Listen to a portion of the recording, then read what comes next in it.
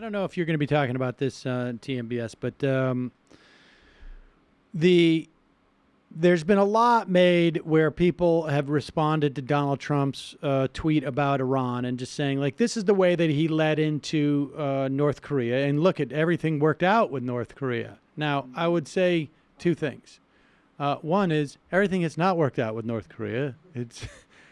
We are really in the exact same place as we were before. He just hasn't circled back around to start picking a fight with them again. And North Korea, despite the fact that guys like Lindsey Graham will go on and says, you know, if there's a war, it's just going to happen over there. They can't hit us with anything significant. There's been no long-term apparatus built up around the idea of attacking North Korea in the way there has been with Iran. Now, there's also, I would say, not the same structure as there was relative to an attack on Iraq. Iranian, I guess you could say, expats,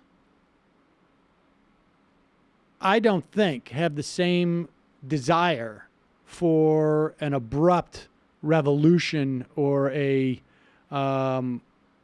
regime change in Iran as the way that at least the Iraqi expats expressed.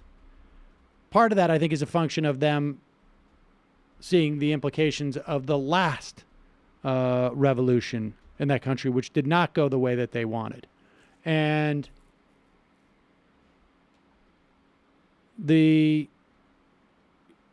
notion that in the U.S. largely, you know, had basically backed out of support of the Shah, and that's what brought it about. The idea of it not being organic on some level and going through some type of process, I think, is they're a lot less excited about it. And there's one group that's analogous to the types of groups that the Bush administration used to invade Iraq, and they have even less buy-in than somebody like Ahmed Shalabi, and that's the MEK, which is this terrorist cult, literally, that has paid off, and everybody from Rudy Giuliani to Howard Dean has backed them. Lanny Davis. And they literally fought with Saddam Hussein during the Iraq-Iran war, and they are loathed. Like, anybody that's not in that group in Iran, from people who want to overthrow the clerics to the clerics, hate them, period, full stop.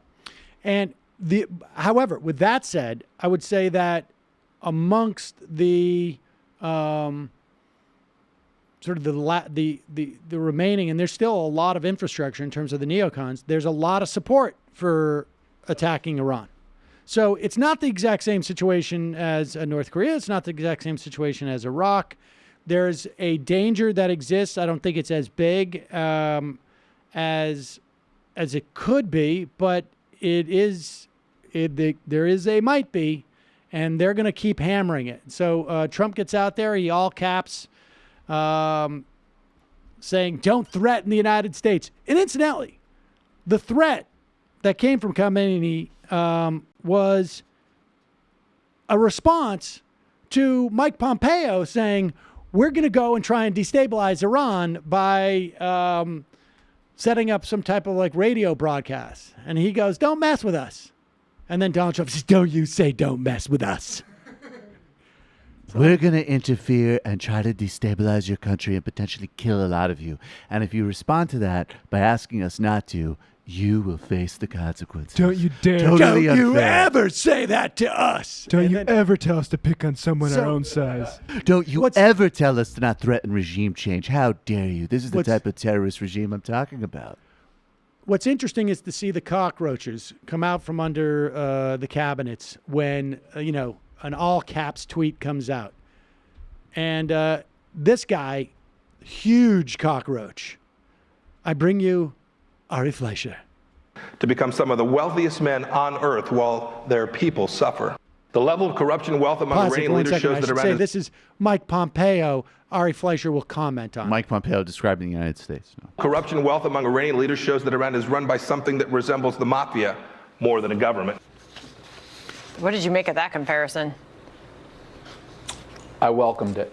It was Ronald Reagan-like. And you know what?